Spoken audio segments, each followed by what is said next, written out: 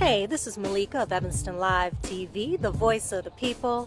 I was invited out to the Citizens Network of Protection at Family Focus, and Betty Esther and Carla Sutton asked me to come out and document the process, the progress of this program, and it was pretty intense.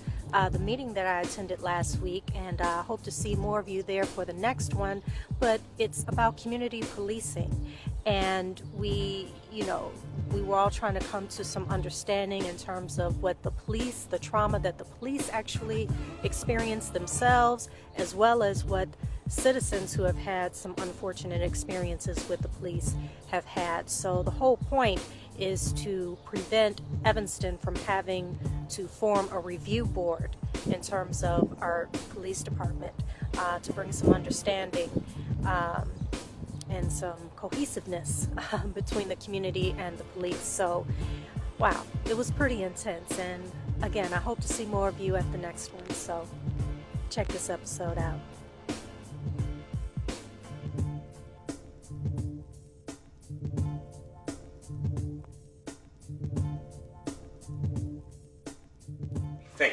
We only need 5 votes on the city council to get this done.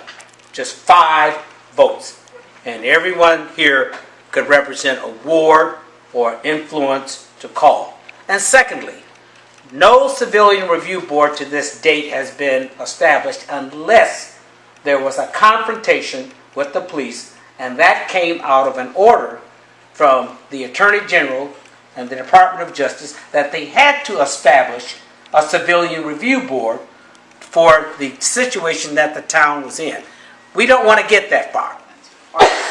So as psychiatrists, we've changed the way we look at trauma and said, well, it's just life. So I guess what I'm thinking is, if we could meet the police with the fact that they're dealing with so much trauma, just the way doctors are for that matter, if we could help create an atmosphere of teaching them how to resolve that trauma in their bodies or resolve it in community, it could create a collaboration and a conversation where some of the adversity could be diminished. And I'm just wondering if some of that has been on the table, to join the police, right? We want to avoid all oppositional language in our documents, right, and the way we talk about this issue. Because you're right, even the police officers are experiencing a lot of trauma, right, whether they're coming back from overseas in the military or just, they encounter traumatic events in their line of work. Yeah. And that's a big problem, because that trauma can turn into anger and rage, and it can spill over to the people that they interact with. So we want this proposal to be seen, as hard as it may be, but seen by the police as something that's going to benefit them as well. And I appreciate Austin's perspective, and I appreciate yours as well. But, black people have lived with trauma for 400 years. Exactly.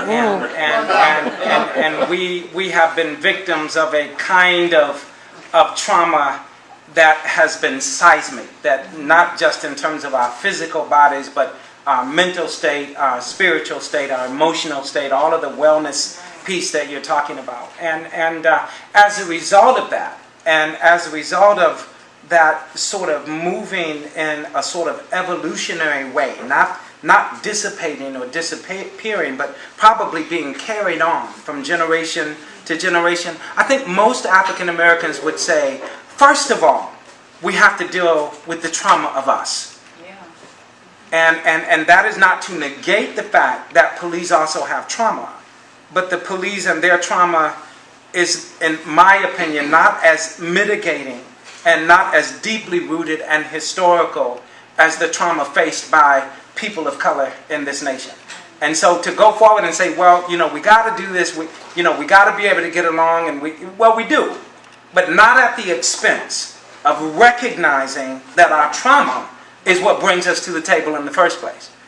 Our situation in terms of being confronted by law enforcement, who are a little bit too quick, a little bit too tough, a little bit too hard in terms of dealing with us, because we've already been defined as that trauma group, would make me think that we both have trauma, but we're going to have to deal with this one that's been around for 400 years.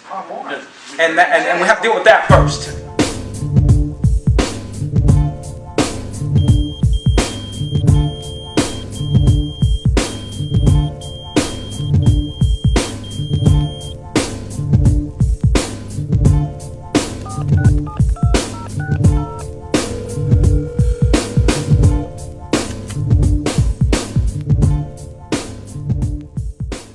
Was a lively discussion where people talked about things that concerned them and had happened to them, and then we went into where to come up with criticism of what we told them we had been working on, the citizen network protection people had been working on, and they came up with ideas and things that should be added to our proposal, things that we should look at, and we will be doing this again in September, where we hope we will have more groups, and also we will be reaching out to individual groups all summer long. And I want to thank everybody for coming, and look for us on Evanston Live.